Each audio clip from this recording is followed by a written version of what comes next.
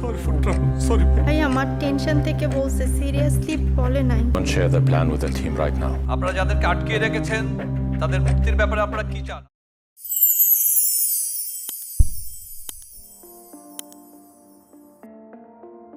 ঢাকায় চলচ্চিত্র জগতের বহুল প্রতীক্ষিত সিনেমা শনিবার বিকেল অবশেষে মুক্তির পথে।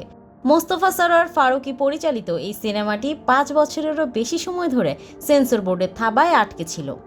যদিও বিদেশি সিনেমাটি মুক্তি পেয়েছে এবং আন্তর্জাতিক প্রশংসাও কুড়িয়েছে, কিন্তু দেশে মুক্তির জন্য অপেক্ষা ছিল দীর্ঘ।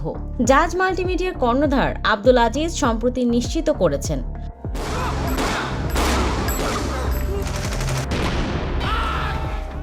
যে বর্তমান রাজনৈতিক পরিস্থিতির বিবেচনায় আমরা এখনই সিনেমাটি মুক্তি দিতে চাই না, তবে আশাবাদী শনিবার বিকেল খুব শিগগিরই সেন্সর ছাড়পত্র পাবে এবং সবকিছু ঠিক থাকলে আগামী নভেম্বরে দেশের দর্শকরা সিনেমাটি উপভোগ করতে পারবেন।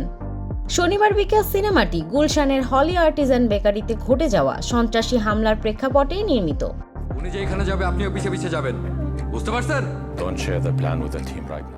সিনেমাটির কেন্দ্রীয় চরিত্রে অভিনয় করেছেন বাংলাদেশের জাহিদ হাসান, নুসরাত ইমরোজ তিশা, মামুনুর রশিদ, ইরেশ জাকের, ইন্তেখাব দিনার, গাউসুল আলম শাওন, নাদের চৌধুরী, ভারতের পরমব্রত চ্যাটার্জি এবং প্যালেস্টাইনের ইয়াদ হুরানি সহ আরও অনেকে। চিত্রগ্রহণের দায়িত্বে ছিলেন কাজাকিস্তানের চিত্রগ্রাহক আজিজ জাম্বাকিয়েভ। এছাড়া সিনেমাটি যৌথভাবে প্রযোজনা করেছেন আব্দুল আজিজ, মোস্তফা সরোয়ার ফারুকী এবং আনা কাচকো। শনিবার বিকেল মুক্তির মাধ্যমে চলচ্চিত্রের এক নতুন যুগের সূচনা হতে যাচ্ছে। এটি শুধু একটি সিনেমা নয়, বরং আমাদের দেশের বাস্তবতার এক গভীর অধ্যায়, যা দর্শকের মনে নতুন এক আলোড়ন সৃষ্টি করবে।